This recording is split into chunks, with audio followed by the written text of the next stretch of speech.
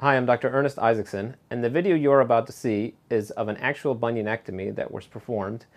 A bunionectomy is a procedure to correct a bunion deformity, and the type of procedure that you're about to see is what's called a head procedure.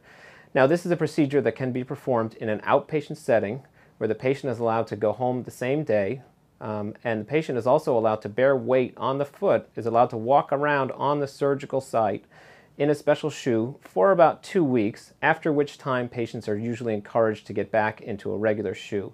Now, this type of procedure that you see is one of the more commonly performed bunionectomy procedures and will correct a wide range of bunion deformities. However, every bunion deformity is different, and every patient is different, and every procedure is just a little bit different.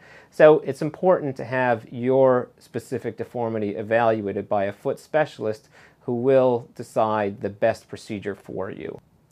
Now, just a word of caution that this is a video of an actual surgical procedure, so please use discretion when viewing this video.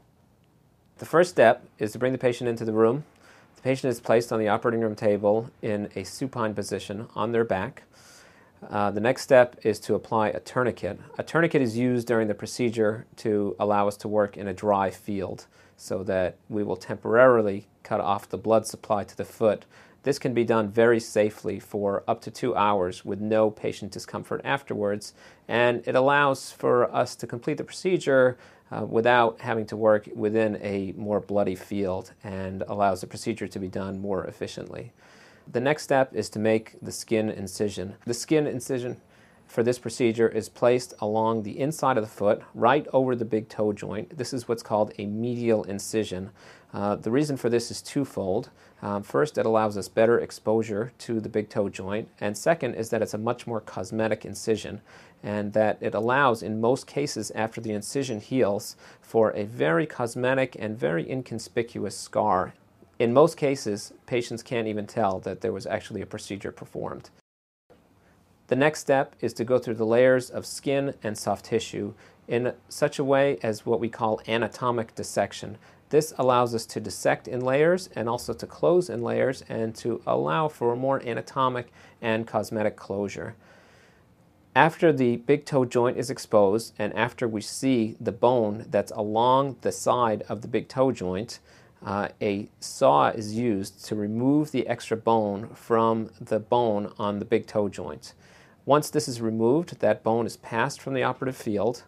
Next, the foot is turned, and we create a V-shaped osteotomy, or bone cut, in the head of the metatarsal. Now, this is what's traditionally known as an Austin bunionectomy. This is a very stable type of cut. Once the initial bone cut is complete, the head of the metatarsal is shifted over into a more corrected position, and this will generally provide most of the correction we need for this bunionectomy procedure, although in some cases, if there are tight tendons around the big toe joints, some of those tendons may be released as well. Once that is completed, the construct is held together with a small bone screw. This is typically a 3 millimeter screw in diameter and anywhere between 14 and 20 millimeters long. This screw can stay in the foot indefinitely. In some rare cases, it does need to be removed. In the vast majority of cases, this screw will remain in the foot forever and does not need to be removed, and also does not set off any metal detectors, as patients often want to know.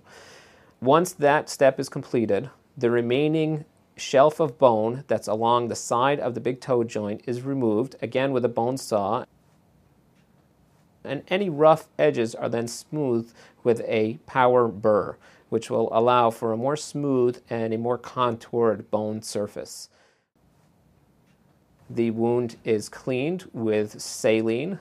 Any extra joint capsule along the side of the big toe joint is then removed and is then sutured together in an anatomic position. The inside sutures, or deep sutures, that are placed inside the joint capsule as well as the tissue underneath the skin are generally done with dissolving sutures, and these sutures will dissolve within the foot anywhere between a month to 6 months after the procedure with no residual effects. The last remaining layer of skin is then closed with an absorbable suture, which will also dissolve into the skin, and then butterfly strips are placed across the area. The procedure that you've just seen is known as an Austin procedure, after Dr. Austin, the innovator of the procedure. It's also known as a head procedure for the area in the metatarsal in which it is performed, or a chevron bunionectomy for the type of bone cut that is made. This is a very versatile and stable procedure that can be used to correct a wide range of deformities, even moderate to severe deformities, and allows immediate weight bearing in a surgical shoe for about 2 weeks, after which time the patient is allowed to ambulate in a comfortable shoe for approximately 1 month, after which is the final phase of healing.